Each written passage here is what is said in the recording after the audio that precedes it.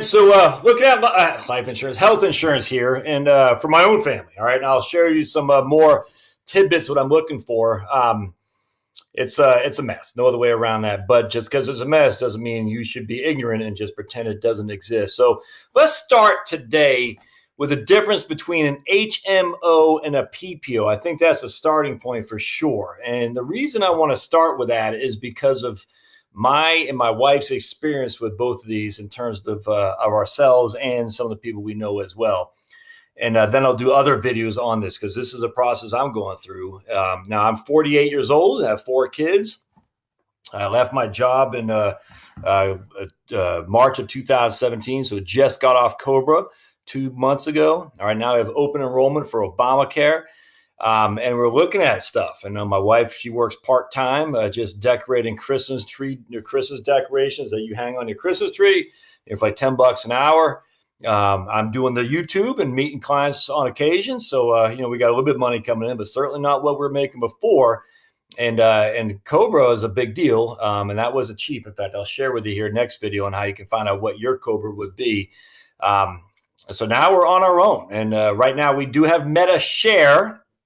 I'm not going to dive into that here today, but the question is, can we qualify for Obamacare credits? That's all we're looking at. So what happens in 2019? Right now, we're covered under Medicare. I'm going to do a podcast with a lady, a doctor in Texas, who's a direct primary care, DPC, which is primary care providers that you pay a monthly fee that doesn't go through insurance, which I'm a huge fan of that. But again, what is the stuff for catastrophic? I don't know. So we're going to dive into that too. So lots of different discussions that I'll share with you as we go forward here. So don't forget to subscribe. So the first thing you got to understand, I just did HMO versus PPO and Medical Mutual from Ohio. So I try to get quote myself a plan just to see if they'd let me at 3004, which is my zip code. They would not because they're only in Ohio. So a couple of things on health insurance or any insurance, actually. If you see the word mutual, that's really what you want to go. That's kind of like the equivalent of a credit union for insurance company. All right. So it's owned by its policyholders. Vanguard would be the equivalent of a mutual company for investments. It's owned by shareholders, not the shareholders like stock market shareholders, but as investors is actually the right word. USAA is not quite a mutual company, but it is owned by the members. All right, so you want to start with mutual because it is owned by its, in this case, it's insured or the members, or like a credit union, the members. And investors like a place like Vanguard. So this actually, and I looked at a bunch of different things on this, and this is the best one I found. What's the difference between HMO and PPOs? HMO is Health Maintenance Organization. PPO is Preferred Provider Organization. All right, so it's good to have choices when it comes. Let me see if I can't make this bigger.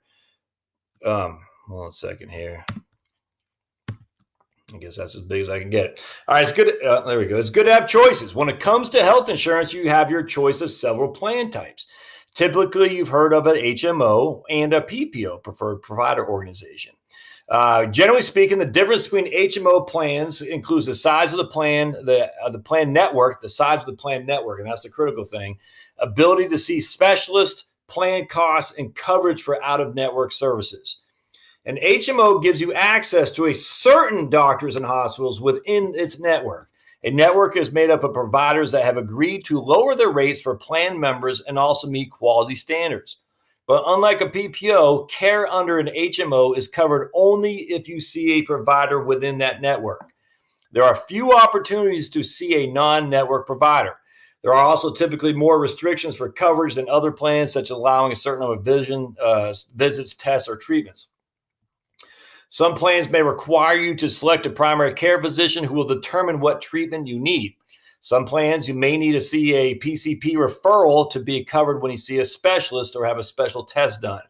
If you opt to see a doctor outside of an HMO network, there is no coverage, meaning you're going to pay the whole doggone thing. Premiums are generally lower for HMO plans, and there's usually no deductible or a smaller one. Some HMO plans, including those offered by Medical Mutual, which is this company, do not require you to see a PCP or have a referral to see a specialist. And that's a pretty big deal, but I don't know about Medical Mutual. You'd have to look at that if you're a resident of Ohio. Might not be a bad idea to do that. PPO plans provide more flexibility when picking a doctor or hospital. They usually feature a network of providers, but there are fewer restrictions on seeing non-network providers. In addition, your PPO insurance will pay if you see a non-network provider. So if you go to a non-network, you're still going to be insured, unlike the HMO where it's all on you. Although they're going to charge you a lower rate, they're going to pay a lower rate. So if you're a PPO and you go see a non-network provider, you still have insurance coverage, but it won't be the same extent as it would be within network, if that makes sense. But you still have coverage, so it won't be all on you.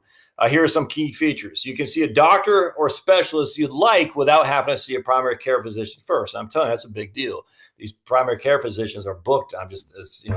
Sometimes it's hard to go see somebody to get a referral to go see a specialist, which is what an HMO typically requires. So, I mean, let's just say your primary care physician is booked 4 weeks out, and you're dying today. You're bleeding. In a tourniquet, you can't keep a tourniquet on more than 24 hours. You got to get that tourniquet off, but you got to see a specialist.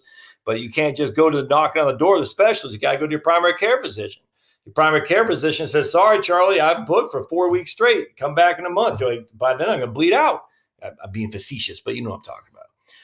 You can see a doctor or go to a hospital outside your network and may be covered. Your network, your benefits will be better if you stay within the network, of course. And premiums tend to be higher, and it's common for there to be a deductible. So HMOs tend to be more affordable, less premiums, and you usually get less coverage and more restrictions. PPOs are more flexible and provide greater coverage, but come with a higher price tags and most likely a deductible. And you can see the summary of the different options. Access to a network.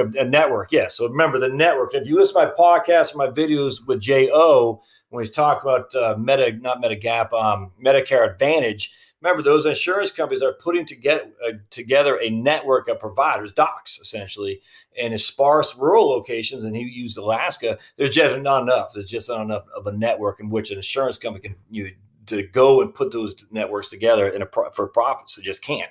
And so because of that, there's no Medicare Advantage policies in Alaska. It's all Medigap.